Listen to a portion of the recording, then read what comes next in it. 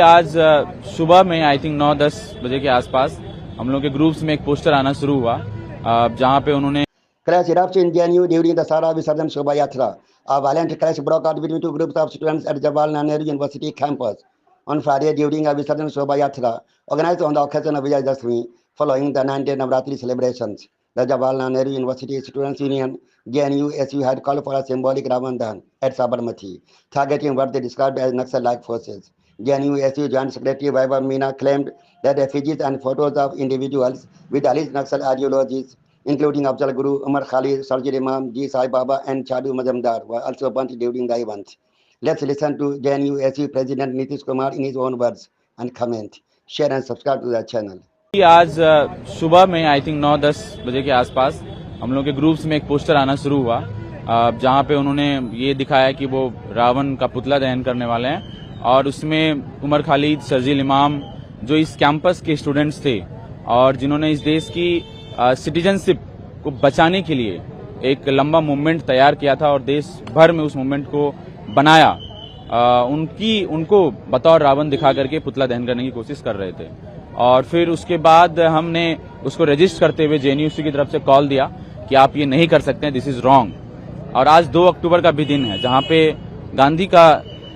जी का जन्म दिवस है और हम सबको पता है कि गांधी की हत्या गोडसे ने की थी और ये उनका पुतला दहन नहीं कर रहे हैं, लेकिन जो कॉन्स्टिट्यूशन डिफेंडर है, जो ह्यूमन राइट्स डिफेंडर है, उनका पुतला दहन करने की कोशिश कर रहे थे। तो जेएनयू की तरफ से हमने उसको रजिस्टर करते हुए पुतला दहन का कॉल दिया एबीवीपी का कि इस मानसिकता को हम खारिज करते हैं। और उसके बाद हम देख रहे हैं कि एक और कॉल आया, फिर ज्वाइंट सेक्रेटरी जो एबीवीपी से है जेएनयू का, उसने एक कॉल दिया सेम पोस्टर में कि वो अब इस चीज को कॉल को लेंगे। और साबरमती टी पॉइंट पे हमारा एफईजी बर्निंग का कॉल चल रहा था, प्रोटेस्ट चल रहा था, उधर से प्रतिमा विसर्जन हो रही थी दुर्गा का। और फिर उसके बाद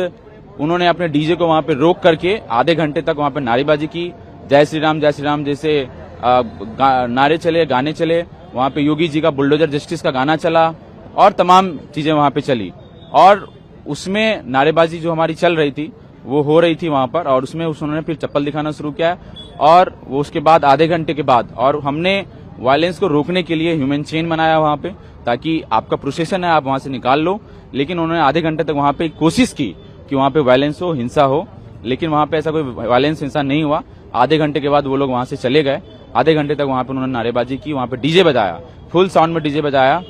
और ये वहां पे मसला था। आज के दिन में